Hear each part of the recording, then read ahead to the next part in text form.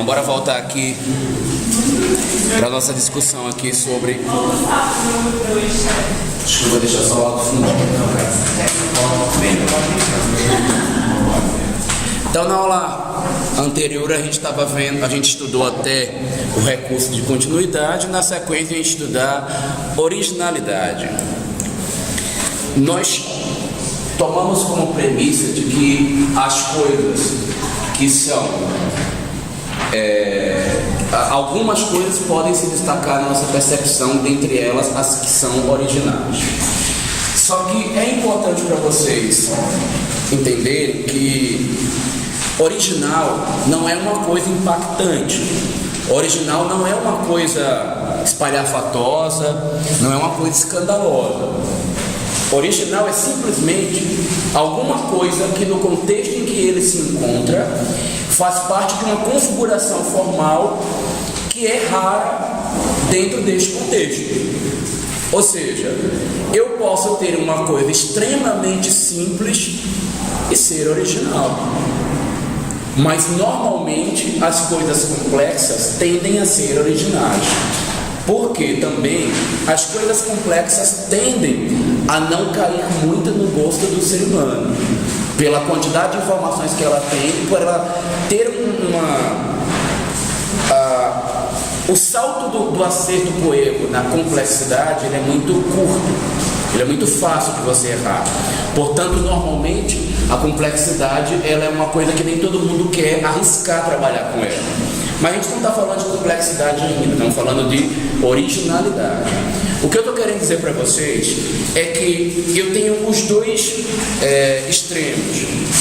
Num local onde as coisas são extremamente simples, se eu criar algo muito complexo, ela vai ser original. Mas num local onde tudo é muito complexo, se eu criar algo simples, ela também vai ser original.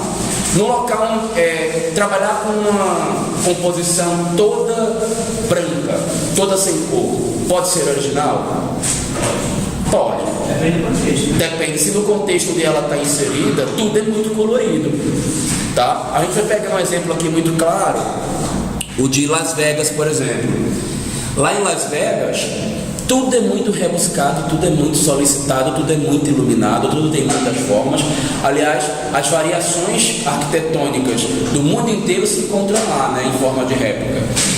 Então, nada lá é muito original, mas o que vocês acham que seria hiper original para se construir lá em Las Vegas? Oi? Uma casa comum, que não tem nada comum. Claro. É por aí. Você quer que eu diga um exemplo que eu acho que ia ser bem icônico lá? Era se a gente pegasse, por exemplo, um bloquinho desse de superquadra aqui de Brasília, tacasse lá, um quadradinho reto todo branco, jogasse lá no meio, ia virar referência. Ao passo que se a gente invertesse a situação, quase qualquer coisa aqui em Brasília fica original, né? Porque a gente não tem prédios coloridos em Brasília, né? Já imaginou se pegasse ali no meio do plano piloto, pintasse um prédio de cima até embaixo de roxo? A cidade toda ia girar ao redor daquele prédio, né? Tudo ia dizer assim, olha, 2 esquinas depois lá do prédiozão avacalhado, né? Ou você segue 10 minutos depois de dobrar a esquerda do prédio roxo. O prédio roxo ia virar uma referência, porque não tem nada igual a ele se destaca dos demais. Onde é que é uma cidade que tem uma caixa d'água grande de uma forma diferente aqui em Brasília? Na Ceilândia, todo mundo que quer ir para algum lugar usa a caixa d'água da Ceilândia como referência, né? Porque talvez ela não tenha, não exista nada nem com a altura e nem com a forma que tem lá. Então o tamanho destacado pode virar um quesito de originalidade, né? É tão grande que nada é igual a ele, ou é tão pequenininho que também se torna original. Mas normalmente as características maiores elas se destacam mais, né? Então o grande é mais fácil ser original do que o pequeno. Assim como, por exemplo, o complexo ele é mais fácil ser original do que o simples. O muito colorido é mais fácil ser original do que o pouco colorido. Então os excessos eles tendem a ser originais, mas os excessos também podem atingir um quesito de avaliação individual que tende a ser negativo. Por quê? É um excesso. E a gente não busca excessos, a gente busca um todo que ele faz parte de um limite de informações, né? Isso é uma lógica humana. Já que eu estou falando desse todo e dos excessos, eu vou aproveitar o gatilho para falar de complexidade. Complexidade não é fazer uma coisa simplesmente chamativa, fazer uma coisa escandalosa. Complexidade tem a ver com quantidade de informações ou quantidade de variações formais dentro de uma única composição. Ou você pode também falar de grau de elaboração da forma a ser composta, ou ainda, alto grau de dificuldade de compreensão da forma que está sendo observada. Tudo isso pode definir complexidade. Uma coisa, normalmente, que você bate o olho nela e tem dificuldade de entender como que ela poderia ser construída, ela pode ser vista como complexa. Aqui, por exemplo, a gente vê essa construção, que é uma casa em forma de domo. Seria muito simples, porque seria somente um domo, se não tivesse um corte na diagonal mostrando algumas estruturas, né? Porque quando você corta uma meia esfera e joga na diagonal, você gera arcos elípticos. O cálculo disso aqui em forma de estrutura é complicadíssimo. O dimensionamento de esquadrias obedecendo essa diagonal do arco elíptico é muito louco. A locação dessas aberturas é muito difícil de se fazer. Isso chega a ser uma coisa complexa, mas a gente está aqui analisando a complexidade só do lado da arquitetura. A gente vai pensar também, aí vai valer também para outros elementos que não são arquitetura, a quantidade de elementos que compõem uma única, que formam uma única composição. Aqui a gente tem duas coisas. Além de ter muitos elementos formando uma composição, alguns têm formas complexas para se analisar. Então a gente vai ter o todo aqui, quando a gente pega, por exemplo, o Guggenheim lá de Bilbao. Ele tem uma grande quantidade de materiais que vêm a dar o quesito complexidade. Só que eu acho que vocês levantaram um questionamento anterior, né? Onde é que você... como é que você vai saber se é complexidade ou se é simplicidade, é clareza para fazer a composição? É simplesmente contexto, gente. Uma grande área hipermonótona, hiperreta, onde nada acontece, será que não seria interessante causar um elemento que cause uma diferença em relação ao redor, justamente para amenizar essa sensação de normalidade que tem? Cuidado que a gente, na composição também da complexidade, a gente pode atingir tensão, que é um outro quesito, mas a gente não vai falar dele agora. É muito fácil, na hora da complexidade, atingir a tensão. Diga. Não. Essa pessoa que vai vir se quebrar. Então, já quando você já tem uma cena que ela é muito carregada de informações visuais, a tendência é a gente atribuir um grau de complexidade menor. Muitas vezes a gente quer causar choque nas pessoas através da complexidade. Tem autores que chamam esse choque de complexidade de profusão. Uma composição muito profusa, eu interpreto também como confusa, porque é tanto dado para ser lido que ele confunde a gente, mas os autores lidam como profuso. Profuso é muita informação numa única composição. Profuso, ele é um plus na complexidade, ele é uma complexidade além, tá? É um pouco mais. O profuso está para complexidade, assim como o minimal está para simplicidade. Alguma dúvida aí, gente? Já que eu estou falando de complexidade, eu ia falar de ritmo, mas vou pular para simplicidade, porque a gente bate direto no que eu estou falando agora e faz um contraponto com a complexidade. Simplicidade, se complexidade é uma grande quantidade de informações numa única composição, a simplicidade é uma redução na quantidade de elementos de uma composição. Só que a gente tem que entender a diferença entre mínimo e simples. Simples é simplesmente uma quantidade reduzida de elementos na composição. Mínimo é aquilo que ultrapassa a simplicidade. Ou seja, a gente consegue encontrar, muitas vezes, para dar sentido a uma composição, menos elementos do que normalmente se esperaria em um determinado contexto. E normalmente, quando a gente fala de arquitetura, a gente fala inclusive de menos elementos abarcando mais sentidos ou mais funções numa determinada composição. Vou dar alguns exemplos aqui nas imagens que seguem para vocês. Quando a gente analisa a fachada de uma casa, a gente espera que algumas coisinhas básicas apareçam na nossa percepção para dizer isto é uma casa, né? Por exemplo, a gente espera ver uma porta de entrada, janelas, ver uma cobertura.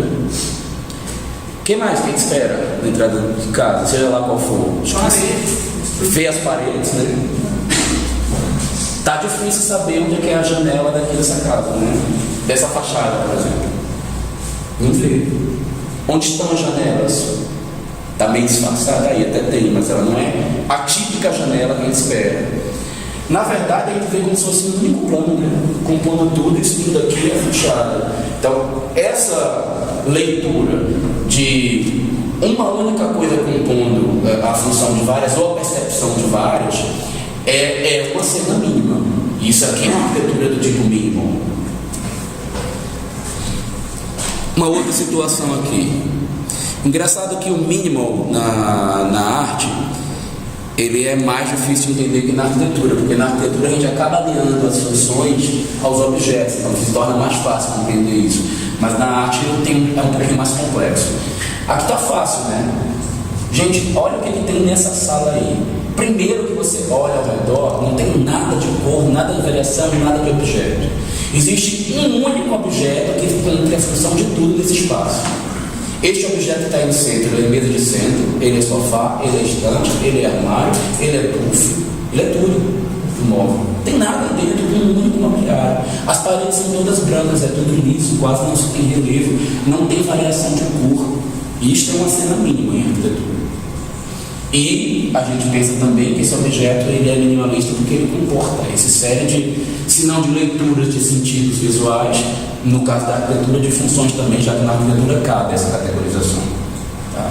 Mas não pensem em acúmulo de funções, porque simplicidade e minimalismo são percepções visuais nessa ótica que a gente está estudando. Então, na verdade, é uma agregação de percepções voltadas para um ou poucos elementos, isto que é um minimalismo.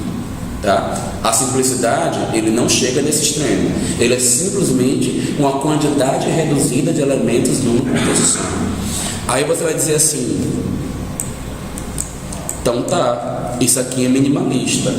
Talvez não, porque existe uma variação de cor muito forte, que meio que descaracteriza um mínimo, tá? Mas você tem o menos que se espera? Oi? Mas nessa cena você não tem o menos que se espera? Não tem, porque inclusive em termos de cor, eu não tenho o menos não. Eu não tenho em dois quesitos. Eu não tenho um mínimo de quantidades, eu não tenho um mínimo de variações de informação. Eu poderia compor no mesmo sentido uma esfera para 4 pessoas com um único objeto. E eu poderia fazer um contraste de cor a partir de uma única cor, e não essa quantidade de cores todinha. E outra, numa cena mínima, outra coisa, numa cena mínima, só o que é absolutamente necessário para expressar a sua ideia é apresentado. Se uma coisa não é estritamente necessária, ela não aparece na composição. E esse vaso aqui eu estaria descartado, então, por exemplo, dessa ideia, se ela fosse mínima. Então, professor, o mínimo então está assim, mais ou menos relativo com o simples, então. Então, nesse caso aí, não casa com o simples, porque é assim, né? Casa, mas é que nem eu te falei. O mínimo, ele é um caso extremo de simples. Ele apela para a redução de objetos e de informações e vai concatenando, vai aglomerando até que elas sejam uma só, ou o mínimo possível se puder ser uma única. A maioria das cenas mínimas, porque mínimo inclusive no sentido mais amplo da palavra, cada cor ela tem uma linguagem, ela na psicologia das cores, ela tem um significado para a gente, ela nos passa sensações, ela nos transmite emoções. Quando você faz variações de cores, você faz variações de informações emocionais. Então, e aí você não está sendo já mínimo, você está sendo um pouquinho prolixo quando você começa a variar as cores. Então, há de se levar em consideração isso também. Né? Já quando você volta para lá, para cima, em termos de emoções, você aniquila um pouco mais nesse espaço aqui. quem trabalha com cor está querendo provocar emoções, né? A gente vai ver isso daqui a pouco quando eu falar de contratos. Fala. Então, o mínimo é o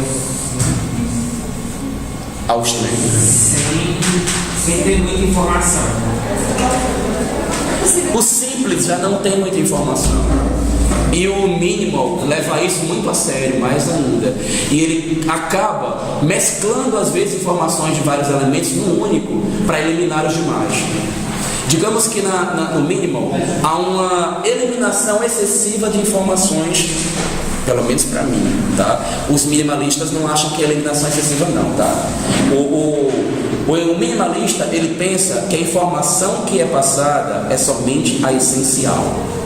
Tudo que não é essencial não precisa, portanto não vai fazer parte. Não sei se isso aqui é essencial para a recepção. Isso é um complemento. No minimal não existem complementos, tá? No Mickey é possível fazer algo minimalista.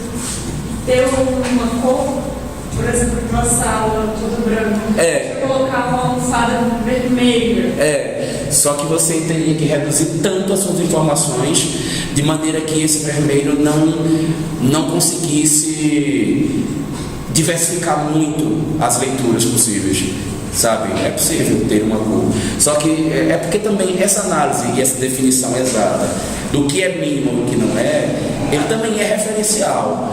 O que é mínimo numa composição, deixa eu ver,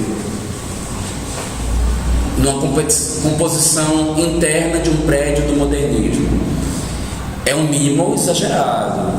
O que é minimal no tempo contemporâneo? A gente está justamente na época da comunicação, da era das informações, da industrialização. É mais difícil você atingir o que se faz lá no modernismo. Então também é uma questão de referencial. Mas normalmente quando você faz a alusão à ideia mínimo, você está indo para uma coisa extrema, você está indo para uma coisa radical, porque o minimalismo, que quando a gente fala na história da arte, ele é um radicalismo na questão da informação, ele é a síntese da síntese. Digamos que se você transformar essa linguagem de minimalismo em texto, pudesse ser transcrito em palavras, uma obra que você falaria em um texto de 30 linhas, quando você sintetiza aquela obra, ao falar dela, você vai conseguir transcrevê-la em uma única linha, e aquilo vai dizer tudo. As palavras que são minimalistas, elas são assim, ela sozinha ela abarca vários sentidos. A arquitetura tem esse mesmo papel, as artes têm esse mesmo papel quando elas estão se caracterizando no mínimo. Ela pretende atingir uma quantidade de informações, não de informações, de sentidos maior, numa quantidade de elementos o mais mínima possível, seja o mais sintético possível. É bem por aí. O minimalismo, as peças, os objetos têm uma qualidade boa também. Tem que ter uma qualidade muito boa. Sim, só que se lembre que a gente não está preocupado com a questão prática, nem a questão funcional, nem com a arquitetura. A gente está pensando em composição visual simplesmente. Mas se você quiser tocar nesse sentido, já que a gente está numa escola de arquitetura, e isso é importante saber também, eu já ouvi coisas do seguinte de clientes meus: vamos fazer uma casa minimalista porque vai sair mais barato. Eu digo, você é um pouquinho louca, né? Ou você não sabe o que é casa mínima. Porque os elementos que têm essas qualidades tão sintéticas e reduzidas, eles precisam de um planejamento tão maior, eles precisam de uma arte tão pura, eles precisam de um material tão mais resistente, um material tão mais elaborado, que isso sai muito caro.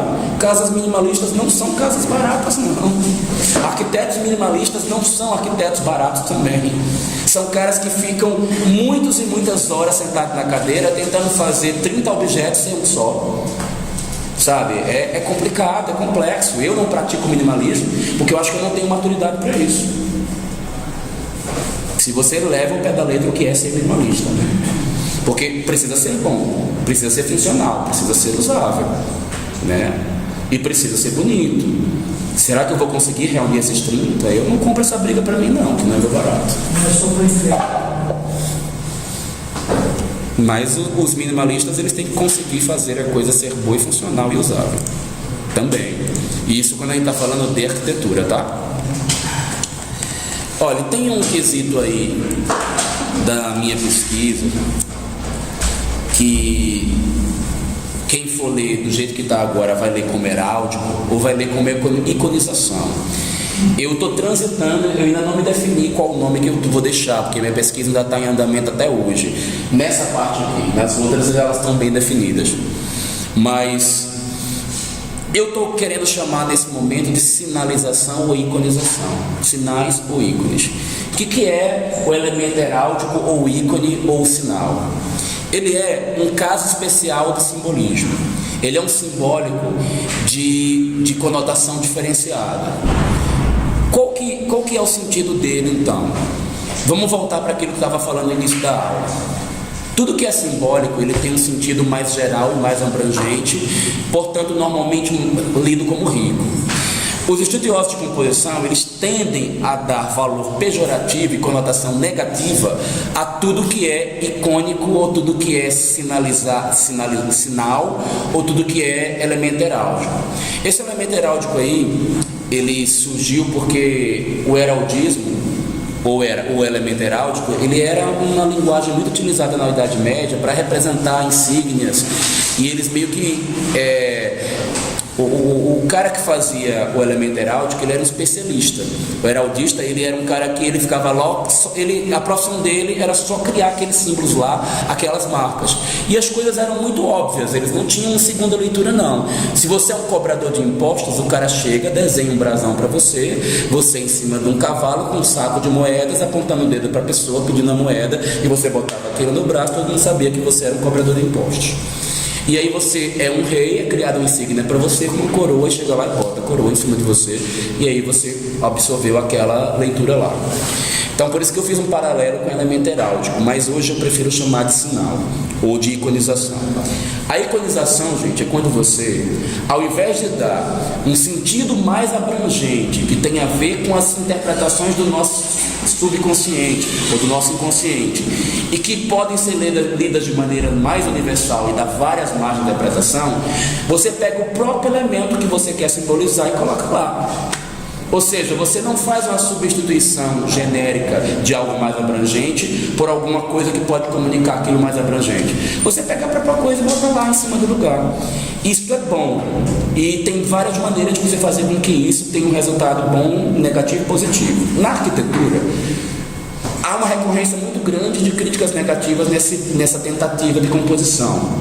Mas eu vou dar um exemplo para vocês onde normalmente é positivo. Quando a gente faz esse sinal, por exemplo, em marketing. Deixa eu pegar algo menor antes de bater no marketing. O que seria, por exemplo, simbolizar um quarto feminino? Tem coisas que são gerais, universais, que a gente pode colocar, e todo mundo vai entender que você simbolizou feminilidade. Falem aí, moças, o que é que vocês botam no quarto de vocês? Para todo mundo perceber que é feminino sem apelação, né? Uma cor, né? O do quarto é um exemplo. Mas a gente sabe que a mulher também está mais dada às curvas, né? Curva é uma maneira de você expressar que existe mulher no espaço. Retas são simbolizações mais masculinizadas. O fato de existir cor em si já é uma manifestação mais feminina do que masculina. Mas se essa cor ela é excitante, ela ainda é mais feminina ainda. Por exemplo, o vermelho. A gente adquiriu a ideia de que o rosa é também, né? Eu não sei se isso está no nosso inconsciente marcado, mas também é um jeito de você universalizar a percepção do feminino com rosa. Mas bom, tudo isso aí é maneira de você chegar. Mas tem uma maneira de você fazer isso por iconização direta, que é você chegar lá, simplesmente pegar uma foto da mulher e grudar na parede, né? Vamos fazer um exemplo bem drástico assim, porque eu vou usar ele também daqui a pouco no marketing. Vamos pensar numa mulher boa. Quem que é a mulher boa do Brasil? Pô, meu, isso aí é algo de marketing. A Juliana Paz, que é a boa, né? Ela, que era boa. Juliana Paz, gostosona, bonitona. Agora vamos pegar a Juliana Paz e botar na entrada do quarto Juliana Paz 4x4. enorme, grandona, uma bundona assim, grandona, virada pra gente, todo dia. Meu amigo, 20 anos olhando para aquela Juliana Paz, não tem quem consiga mais olhar para ela e dizer que ela é bonita, porque ela está daquele tamanho de 4 metros na sua cara, toda hora, horas por dia você encarnando a Juliana. Rapaz, vai chegar uma hora que vai cansar aquela informação, a Juliana vai ser feia. Você não vai aguentar. De verdade, eu acho que isso é a explicação porque que a gente enjoa das esposas, dos maridos também. 20 anos, ela tem que mudar o cabelo, ela tem que fazer uma coisa diferente, ela tem que, né, mudar a informação visual, né? Até porque o tempo ele não é muito generoso com a gente, né? A gente sempre muda para pior, então a gente tem que fazer modificações para compensar esse pior que a gente vai sentindo, né? Mas, oi? Não, até uma certa idade né? Depois começa a gravidade a agir contra a gente, né? E a coisa piora.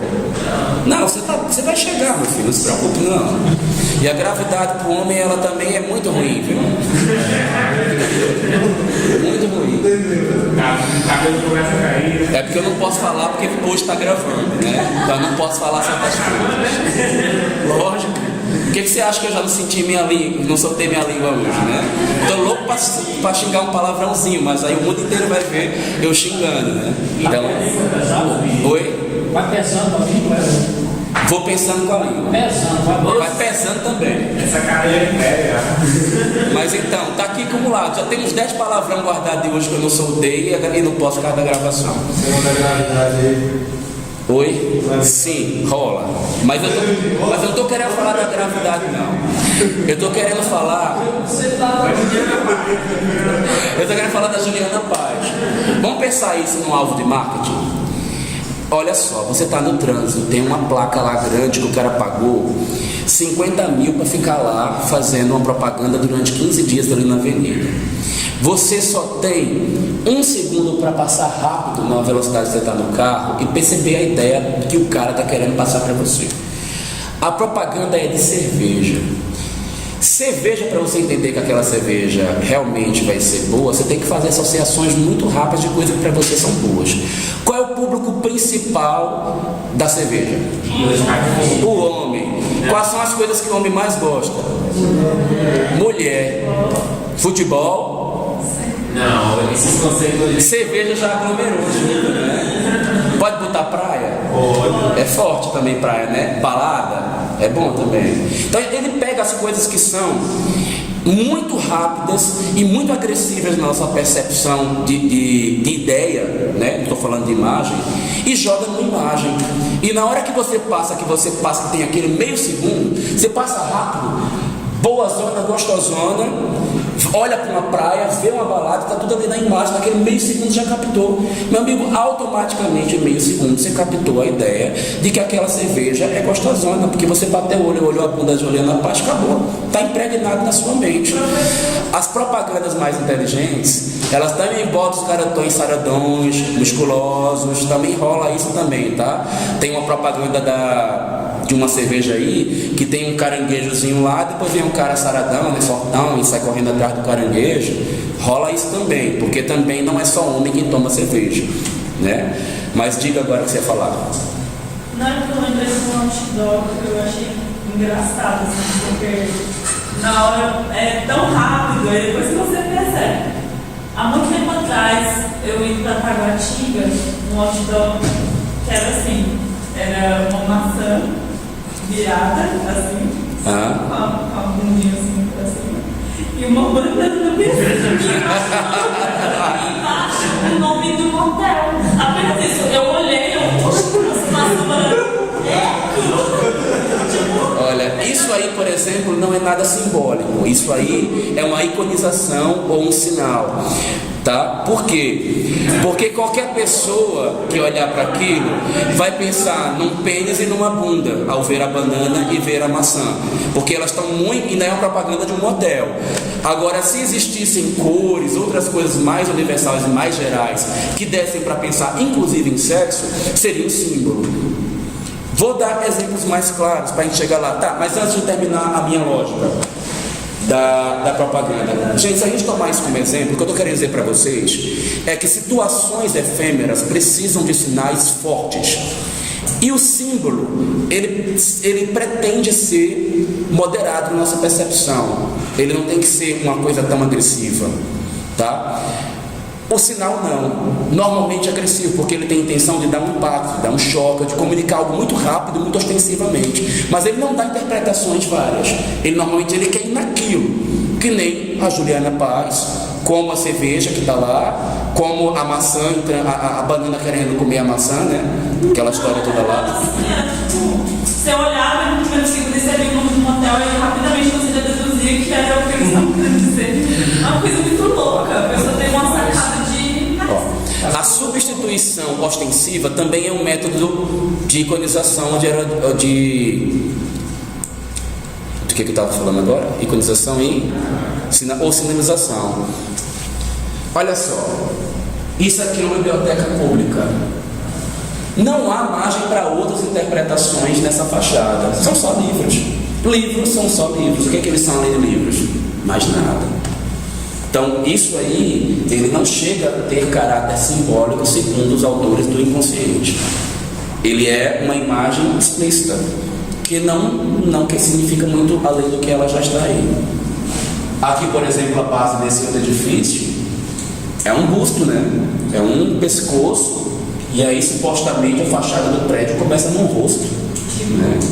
É uma coisa meio louca, mas rola isso daí. E, enfim, não tem muita margem de interpretação nisso aí, não. Mas vocês sabem que existem espaços onde essas manifestações são efêmeras. E aquilo que é efêmero, ele se dá muito à informação de sinais ou de ícones. Porque a imagem, ela é forte. Vamos pensar num outro tipo de análise. Nós temos que equilibrar para a média dos seres humanos a quantidade de informações que a gente está proporcionando a eles, para não causar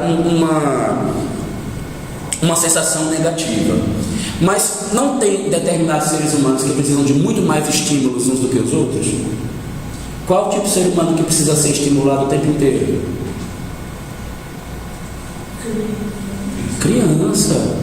Criança, se ela não for estimulada por diversos estímulos diferentes, ela vai ter um desenvolvimento psicológico mais lento. A criança que está submetida a mais estímulos, ela aguça sentidos de maneira diferenciada e ela vai aguçar a cognição dela. Então ela vai ter um processo cognitivo mais desenvolvido do que a outra criança. Então, esses elementos aí que a gente está lidando como normalmente negativos, no ambiente infantil ele é interessante, especialmente porque tudo é muito efêmero no espaço infantil. Vai durar poucos anos. Aqui, por exemplo, ele tem uma folhinha, né?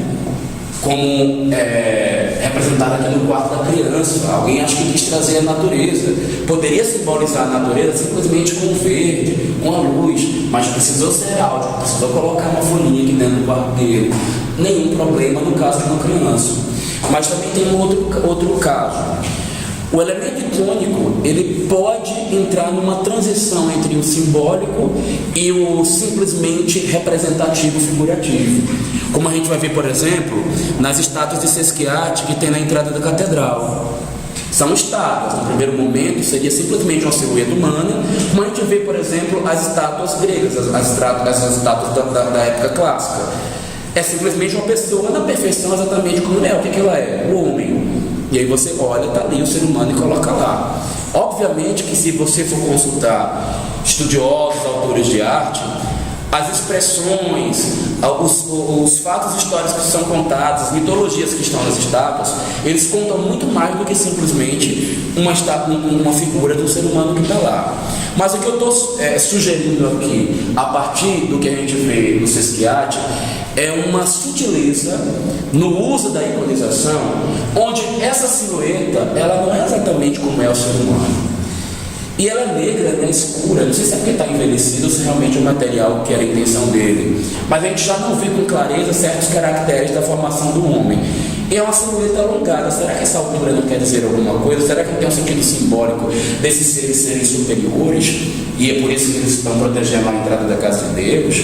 Por que será que o posicionamento deles é um aqui, outro aqui e dois virados para cá? Não estou querendo entrar nessa análise agora não, tá? Porque eu não tenho essa análise pronta para dar para vocês. Já caiu? Agora tomar o seu. Mas aqui a gente vai ter uma outra possibilidade de leitura. Vocês viram as esculturas das pesquisas de vocês. Rolou Sesquiate, né? E vocês viam que ele tinha aquela silhueta alongada. Aquele alongamento, ele tinha uma conotação diferenciada que dava às pessoas várias possibilidades. Vocês devem ter visto Henry Moore também, não foi? Não tinha na pesquisa? E aí tinha umas mulheres com as ancas largas, grandonas, bundona gigante, um corpinho fininho em cima. O que ele queria dizer com aquilo? Será que havia um deslocamento de proporção, querendo contar uma história naqueles personagens que ele esticava, alongava ou deformava? Essa deformação está baseada em que tipo de conceito?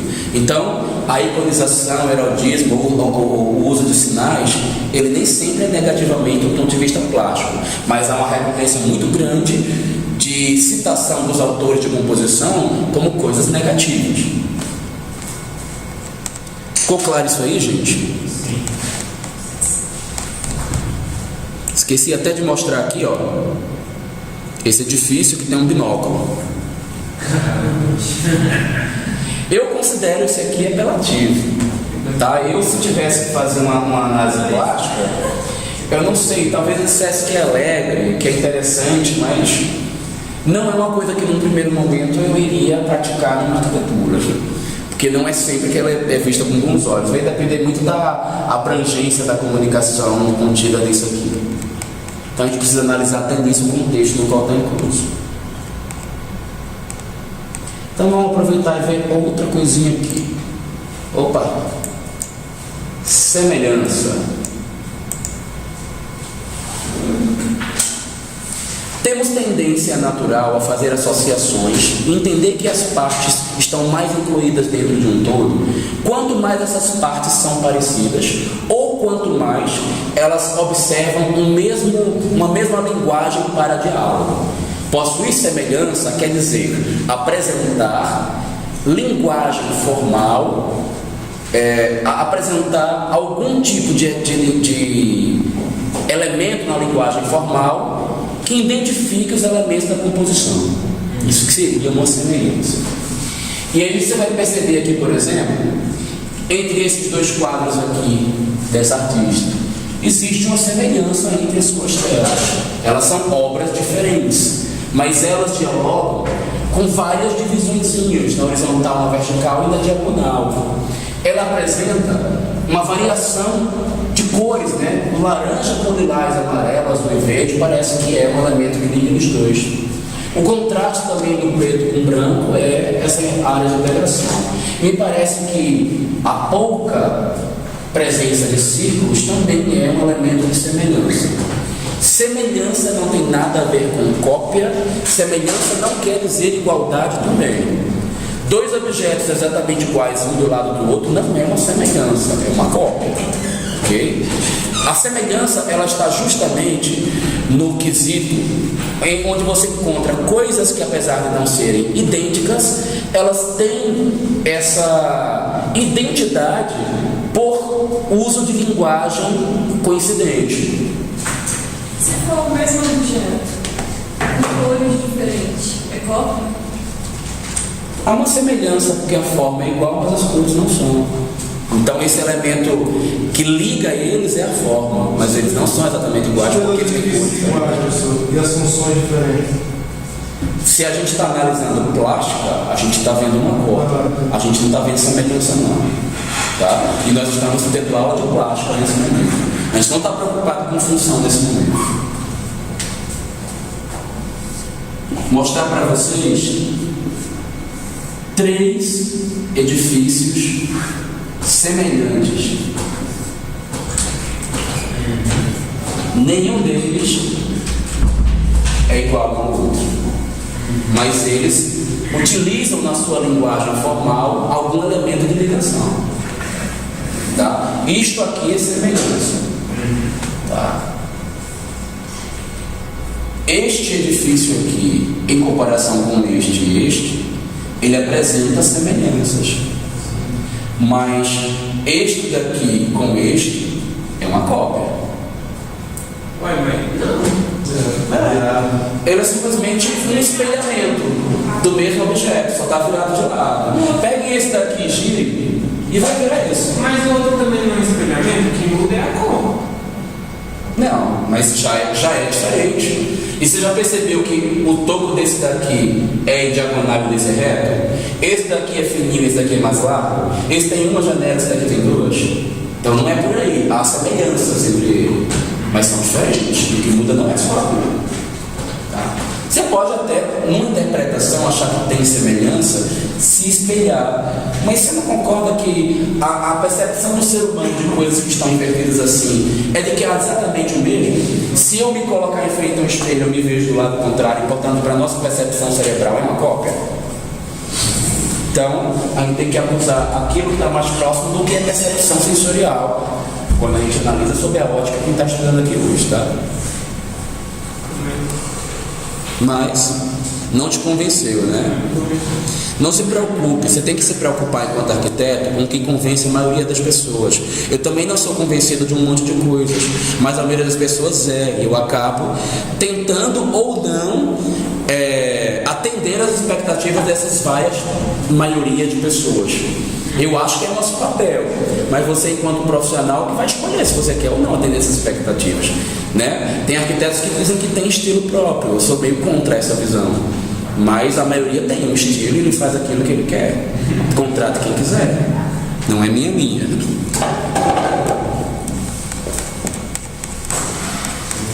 Mas eu também não engulo um monte de coisa, muita coisa que eu não engulo e não aceito. Esse aqui vai ser muito bom para vocês que estão compondo paisagismo. Proximidade.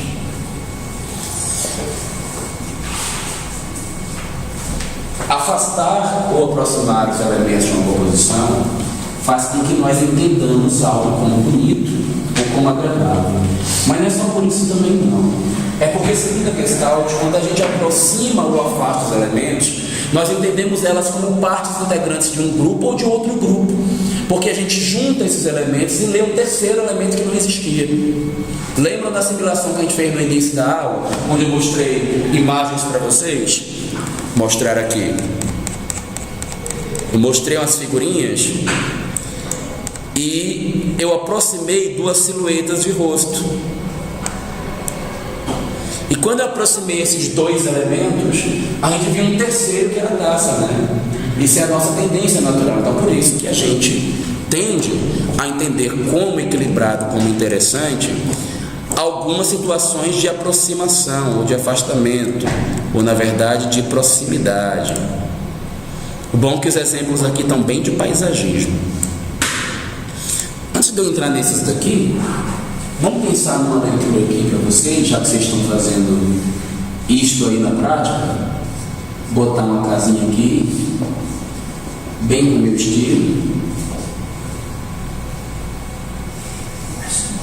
bem a minha cara, e vou fazer uma composição. Composição número 1.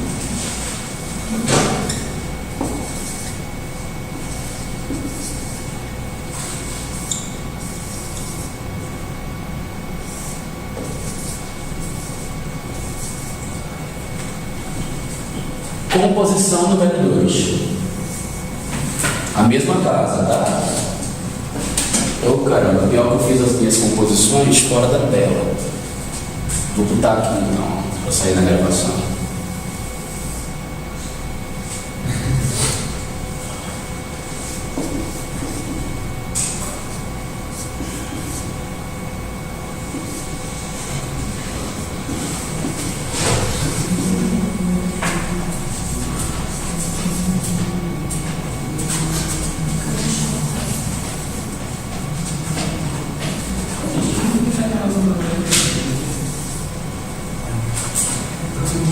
Sem pensar muito, respondam aqui para mim, o que é mais agradável para vocês? Composição número 1 ou composição número 2?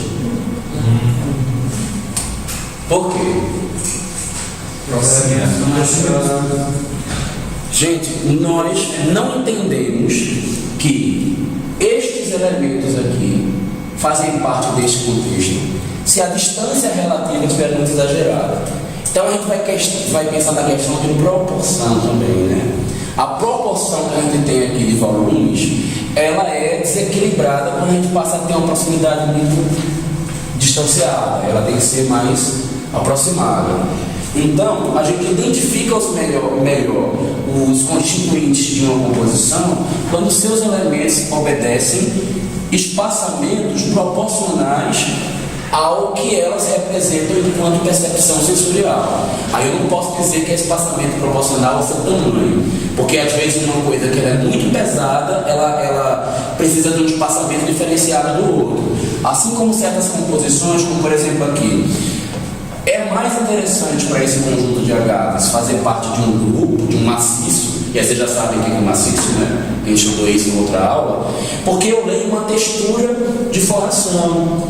Já esses elementos aqui, por possuir uma forma geométrica destacada, tem um peso diferente, que se eu aglomerar muito eles, talvez não seja tão agradável. Eu preciso de um determinado espaçamento.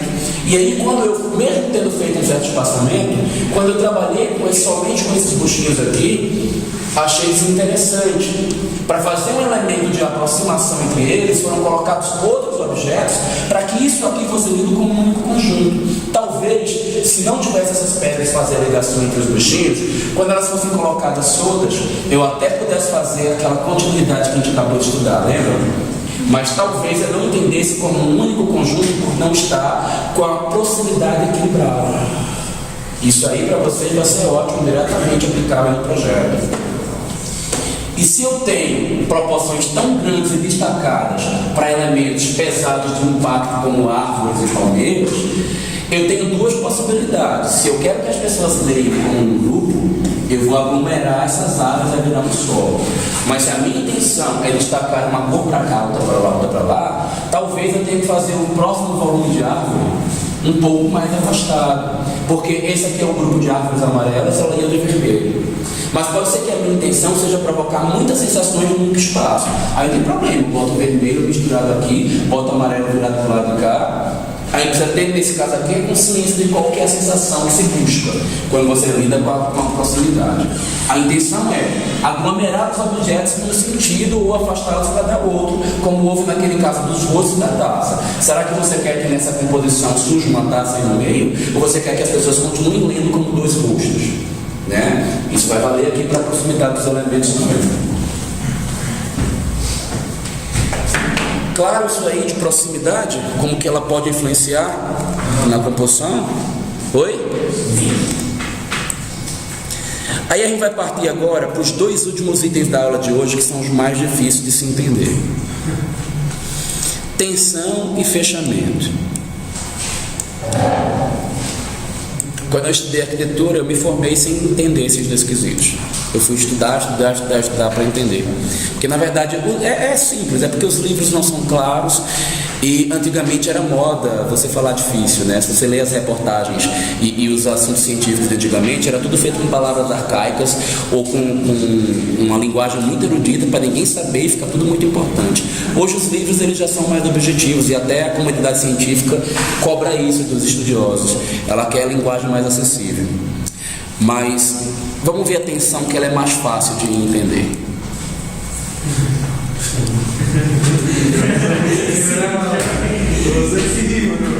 O que foi? Vocês já fizeram um projeto aí com tensão?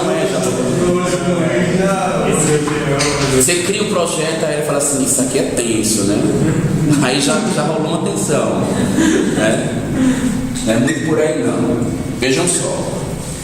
Tem gente que confunde a tensão com complexidade, porque realmente em alguns momentos de complexidade rola uma tensão. Mas se é que a gente pode definir tensão de uma maneira mais sintética, mais curtinha, a tensão ele pode ser definido como um elemento que aparece na composição e abala a linearidade dessa composição. Ou ela pode ser também um destaque na linguagem formal, onde os elementos da composição se concentram para este elemento. Normalmente a maioria das composições elas são simples, lineares e ortogonais. Portanto, os elementos de tensão mais comuns, e aí a gente vai ver a arquitetura muito com uma recorrência muito grande, por exemplo, desses elementos, a gente vai observar como tensão, e aí os autores de Gestalt, inclusive, eles citam muito isto. Normalmente as tensões são causadas por curvas ou por linhas oblíquas, por linhas inclinadas. Porque normalmente uma curva ou uma linha inclinada ela quebra a linearidade. Mas se lembrem que pode ser que o que esteja acontecendo seja o contrário. Uma composição que ela é toda diagonalizada, de repente um grande elemento reto, ele aparece na composição, ele pode ser uma tensão. Ou seja, uma coisa onde a previsão é uma chegada conduzida a um final e de repente alguém se contrapõe a ele, é um elemento inesperado. A tensão também costuma ser um elemento inesperado. A tensão também é um elemento da composição que provoca uma transição de raciocínio. Ou seja, ele não deixa você chegar a uma conclusão nem para um sentido positivo nem para o negativo. Ela aparece para causar conflito entre as ideias que estão na composição. Antes de eu chegar lá nessa complexidade toda, aqui está claro e evidente que há uma linearidade, uma coisa completamente industrializada na forma dessa composição, e algo hiper-orgânico aparece, né? Ele também aparece como elemento tensionante não somente por conta da curva. A curva enfatiza essa tensão, mas a cor contrastante também causa tensão. Aí como é que eu sei que é contraste e tensão? Gente, tensão, ele tende a ser agressivo e ele tende a abalar a composição. Quando uma coisa choca muito todo o contexto em que ele está, ele é uma tensão. Quando ele simplesmente causa uma diferença, ele é um contraste. Quando toda a lógica que está percebida na composição ela é contrariada com aquele elemento, ele é uma tensão.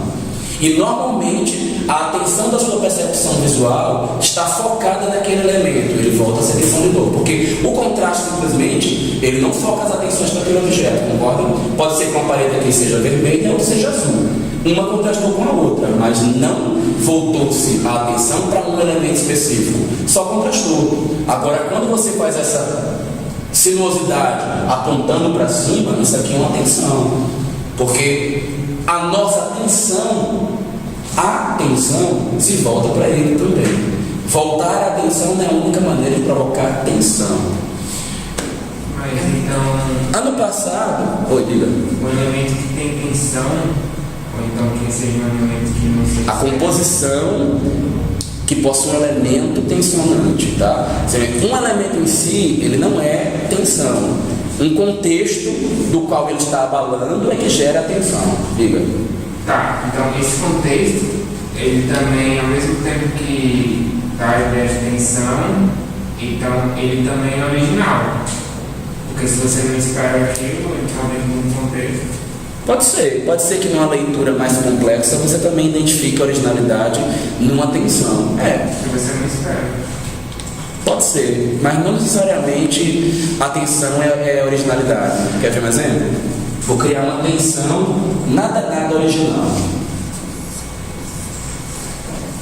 Formas curvas, formas retas, formas geométricas, algumas até circulares, formas mais prismáticas, outras lineares, já fiz sinuosas, formas em zigue-zague, e todas elas apontam para um único elemento.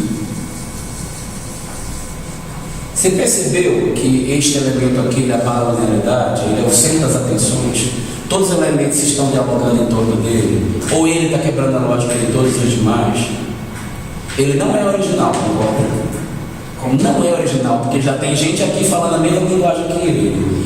mas ele virou o centro das atenções dessa composição. Então, o elemento tensionante desta composição é este que a gente está vendo aqui. A tensão, ela também é muito comum acontecer numa centralidade. Quando os elementos se convergem para alguma coisa que está no centro, é comum acontecer uma tensão. Isso é uma forma de se atingir tensão também. Situações de peso elevado, lembra daquela que a gente falou aqui, ó? Isso aqui. Isso também causa tensão, porque isso é um momento de transição. Apesar de isso estar estável, você tem a sensação exata de que está para cair. Então lembra que eu citei para vocês que é uma situação de transição entre um polo positivo e um negativo? A tensão, ela abala a normalidade da composição, ela te deixa na dúvida, ela não te deixa chegar a conclusões propriamente. E aí que está a riqueza dela, por ela ter essa abrangência de leituras e delas serem mais ocultas, elas não serem óbvias. Tensão é um elemento difícil de se praticar com propriedade, porque a tensão mal utilizada, ela também é um pulozinho para o erro e para uma sensação desagradável. Como aqui, por exemplo, vocês viram, né, a coberturinha que eu fiz, aquela sensação de queda pode ser desagradável para a maioria das pessoas. Tensão é um elemento raro na composição arquitetônica. Nem todo mundo quer ousar ter um elemento tensionante.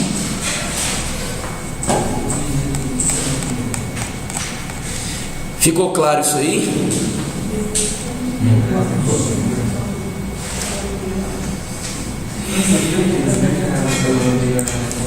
Acho que vale até o elemento que eu usei no início da aula, né? Ó. Olha só. Abalou a linearidade e também o sentido comum que a gente teria ter colocado essas diagonais, né? Uma parecendo ser grande e outra ser pequena. Aqui já é um sentido diverso, né? Aqui, por exemplo, não dá para você ter uma tensão nisso daqui. Talvez essa obra, num contexto comum, tensionaria, né? Mas eu não vejo isso daqui como uma tensão em si. E o desenho, qualquer desenho do canto de cima? Direito. Isso daqui é porque a gente tem tendência a enxergar curvas numa composição que na verdade são de retas. Porque essas duas retas que entraram aqui, elas deram a sensação de uma curva acontecendo nesse ponto. Esses dias eu estava analisando um projeto que ele era reto, mas teve uma hora que entrou umas curvas lá e eu acredito que o projeto era curva. Só que aqui na verdade não tem curva nenhuma, é tudo retinho. E a gente parte para o último elemento da aula de hoje: fechamento. Fechamento, gente, ele tem a ver de novo com o quesito. Proximidade é uma maneira de você chegar em um fechamento, elas podem dialogar. O que é fechamento? É a tendência da formação de uma imagem ou de uma mensagem que é implícita na junção de determinados elementos. Quando você associa determinadas coisas, o seu cérebro completa aquela imagem e fecha algo. Aí eu vou dar um exemplo aqui que não é exatamente um fechamento muito rico, mas que a gente consegue ler rápido, apesar de não explicar no todo. A gente não tem um losango desenhado aí neste prédio, né? A junção dos dois é que faz a gente fazer um fechamento e chegar à conclusão de um losango aí nessa composição. Ou aquilo que eu iniciei falando para vocês no início, né? Ó, não existe um triângulo grande aqui, existem 3 setas. Né? O nosso cérebro completou a ideia de um triângulo, mas ela é subliminar, ela não é uma coisa imediata. Assim como aqui, não existe uma cruz desenhada. São 4 prédios alinhados um ao lado do outro, e a gente lê uma cruz como fechamento. Nosso cérebro completou a ideia de uma cruz nessa composição, né? Nossa, tem exemplos aqui que eu botei há tantos anos que eu não sei o que é. Eu acho que é porque não existe não, o retângulo existe, né? Oi? Não tem, não, mas o corredor existe, porque querendo ou não, ele foi formado aí. Eu acho que não existe o retângulo fino, né? Deve ser isto. E a gente tem. Vou atualizar esses exemplos, uso de capa melhor, ver se vou arrancar. É porque os livros dos autores constam disso aqui, eles explicam lá o que é isto. Mas, para mim, isso aqui já está defasado, tem coisas melhores em termos de fechamento. A gente deu para entender por isso aqui, né? Sim. Isso daqui está mais simples e a imagem que a gente vê lá está fácil também. Aqui, por exemplo, ó, não há um círculo ali no meio na forma tridimensional, né? Há uma justa posição de 4 prédios intencionalmente para gerar um círculo, apesar de não estar aí. Foi muito intencional, não foi sem querer e não foi muito subliminar não, até porque no piso há um círculo, só não há na forma da arquitetura. Eu já diria que esse fechamento não é muito rico, porque ele é muito óbvio e apelativo. Embaixo ele tem um círculo fechado. Então, olha, as coisas que elas dependem de um raciocínio mais amplo, mais geral, mais universal, elas têm um significado plástico para a gente de maior valor. Quanto mais ela é muito sinalzinho fraco, menos rico é. Quanto mais óbvio, menos a gente tem possibilidade de interpretação. Então é bom que vocês sempre tenham em mente que os resultados mais difíceis de serem lidos como óbvios, eles costumam ser os mais ricos. Isto é uma constante. Vixe, na verdade nesse não é o último não, é o contraste que é o último. E que é simplesmente fundamental. Vou tentar ser bem resumido com ele para a gente se estender. O contraste mais claro que a gente vai ter, o mais evidente que a gente identifica nas composições é o de claro escuro. Contraste, gente, muda a percepção de volume e de tamanho das coisas. Ele muda também a identificação de quem é quem nas composições. Aqui a gente vai ver aquele exemplo que eu falei no início da aula, na aula anterior, onde eu falava da sensação de leveza, né? Olha o que aconteceu nesse contraste aqui. A basezinha que está aqui escura do objeto, assim como essa daqui, ó, ela foi pintada de preto, juntou com a sombra na base. Esse aqui juntou com o piso. A gente não lê uma base, a gente tem um objeto flutuante, né? Outra coisa também, que você aniquila, por exemplo, o fundo dessa cama, quando a parede do fundo também já é preta. Parece que não existe nada aqui. Então você começa a fazer essa aniquilação. Volumes que poderiam ser muito grandes, quando você causa esse contraste, você pode quebrá-los. Mas o contraste também é a identificação de quem é mais importante ou menos importante numa cena. Quando você cria um objeto que é importante, no fundo dele ele é exatamente igual, parece que não tem importância nenhuma. Eu sou igual a quem está aqui nesse contexto todo. Mas quando uma figura é feita na frente, alguém é colocado atrás, ela contrasta muito um com o outro, este elemento da frente ele ganha importância e o de trás ele comparece como complemento. Fazer contraste de quem está no fundo com quem está na frente é um elemento de composição, é um dos casos especiais de contraste chamado fundo-figura. E isso é elemento e é algo extremamente específico do uso do arquiteto. Fundo-figura é ferramenta de composição de arquiteto, a gente usa muito. Em paisagismo, por exemplo, a gente usa o fundo da casa para compor uma figura com a vegetação na frente. Mas a gente pode inverter, colocar uma figura na casa e como um objeto subliminar de fundo, vegetação como palmeiras surgindo ao fundo, ou vegetação como uma sequência florida de uma árvore. E fazer essa evidência de que a casa é o elemento principal e ele está lá atrás. São momentos possíveis e desejados. Não quer dizer que um necessariamente tem que ser fundo e outro tem que ser figura. É o mesmo recurso, gente, que os artistas utilizavam para enfatizar as formas, o volume, dar importância na composição, como a gente vê nessa obra renascentista aqui, por exemplo, onde ele coloca, ó, quem é mais importante aqui a partir dos planos e do quem está no fundo, quem está atrás, quem está na frente. Ele pega o Ossian, que é o cara que está aqui no chão deitado sonhando, e retrata aqui atrás o sonho dele. Só que ele começa a colocar mais atrás e vai dando mais contraste ou menos contraste, de acordo com quem tem maior importância na ideia do que é o sonho. Talvez ele coloca mais escuro o Ossian, porque não é o interesse dele falar do Ossian, mas sim do que está sendo retratado pelo sonho dele. Talvez este cara está aqui mais à frente, porque ele tem algum impacto sobre a mensagem, mas ele está mais escuro, porque a linguagem principal é a que está aqui no claro. Pode ser que na linguagem de vocês, se não seja só claro e escuro, pode ser que seja cor, e a cor diferencia. E cor, aliás, ele determina quem é quem numa composição. Uma coisa é eu mudar as cores dos objetos, como está aqui nesse teto, tudo liso, tudo reto. Não há hierarquia, não há importância, não há valorização de nenhum objeto. Um teto que tem determinadas cores. Agora, aqui sim, ó, eu dou uma importância a essa viga quando eu dou uma cor destacada para ela. Normalmente a leitura de objetos que são retos com variação de cor parece ser uma coisa incoerente para a nossa percepção. Por quê? Se isso aqui é a mesma coisa disso aqui, por que isso aqui foi identificado como diferente disso aqui? Estão entendendo qual que é a lógica da coerência? Por que eu quero destacar esses caras se eles são a mesma coisa? É diferente daquilo ali, ó, que está acontecendo na sala. Será que aquilo ali é a mesma coisa que tem no resto da parede?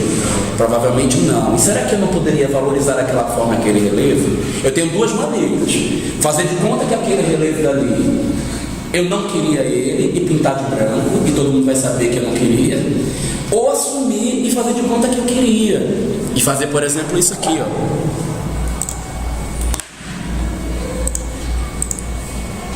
Faz a merchan, né, Douglas? Não é? Mas a intenção não é essa, não. A intenção é vocês verem exemplos práticos do que eu estou comentando. Isso aqui é o projeto de uma clínica que eu fiz. A maioria dos ambientes apresentavam vigas passando por dentro. Você acha que eu ia perder a chance? Olha o que rolou lá. Virou um elemento destacado de design. Ele é uma barreira para parar o artefato luminotécnico. É uma viga. Inicialmente não se queria ela, mas eu me juntei com o inimigo e comecei a dar motivos para ela. Olha a viga aparecendo lá. E eu comecei a trabalhar com os demais elementos de forma que pareceria que fazia parte da composição. Olha lá dentro da sala do médico, dentro do consultório. Eu não queria ela lá, mas já que ela estava lá e eu não queria reduzir o pé direito, eu destaquei ela, porque ele é um volume a ser diferenciado. Então, quando a gente pega uma composição como essa que está aparecendo aqui, gente, por exemplo, um relevo destacado em cima de um objeto. Se eu não mudar a cor dele, ou pelo menos não a intensidade de tom de claro para escuro, eu perdi a chance de realçar uma volumetria que é minha. Destacar volumes em cima de cores ou de claros escuros é uma forma de fazer com que o espaço tridimensional seja valorizado e que o sentido dos objetos tenham informações diferentes. Nesse prédio aqui, por exemplo, ó, se a gente não tivesse uma distinção de cor, de claro e de escuro, de vermelho, provavelmente as formas que ele fez, o jogo de L e de volumes, não seria tão valorizado. Então o cara aqui provocou diferenciação de cor de maneira muito consciente. Perceba também a diferença de riqueza que há entre uma parede estar em azul e o outro volume, que já não é ela, estar em branco. E olha como é diferente quando na mesma porta eu mudo de azul para branco. Com certeza a diferenciação de volumetria mais rica está desde o volume para cá do que dentro do mesmo plano. Até a coerência para nós não é a mesma. Eu não estou dizendo que não é bom contrastar no mesmo plano, mas o mais rico é fazer relevo. Vocês lembram que eu falava da questão de compor com quantidade de cor numa parede, por exemplo, e diminuir a proporção, criando um volume? É um jeito também de valorizar o espaço tridimensional desses contrastes aí. Contraste não é só quando a gente muda a cor ou faz uma coisa ficar claro ou escuro. Últimas 3 frases da noite. A gente também destaca um contraste, valoriza alguém. Aqui, ó, fundo figura, né? Através de textura, através de padronagem, e a gente pode usar inclusive para compensar peso. Uma parede muito pesada à direita por conta de uma determinada cor, e já que eu não quero pesar tanto porque essa cor é escura, eu vou usar uma padronagem que se equivala em termos de peso de informação visual, e eu vou equilibrar esses dois lados a partir disto. E como eu já falei de cores nos outros exemplos, vai valer informação só para vocês se situarem aqui também. 2 volumes diferentes, 2 cores diferentes, texturas diferentes quando o relevo é avançado. Com certeza não teria a mesma distinção de volumetria e riqueza de estímulo visual se esse lixo que está colado na parede fosse da mesma cor da parede. A não ser que a minha intenção fosse fazer um fechamento, integrar e a pessoa ler, é tudo uma coisa só, que é uma outra intenção. Mas quem quer provocar estímulos com volume e com relevo, valorizar as formas que vocês criam, diferenciam cores, texturas, relevos e padrões. E aí você estimula melhor o seu observador. Acho que deu, né? Cores, textura, relevo, Padronagens. Estamos fechados? Será que eu vou poder cobrar isso nos projetos agora? Eu vou avisar os outros professores para cobrar também de vocês, tá? Começar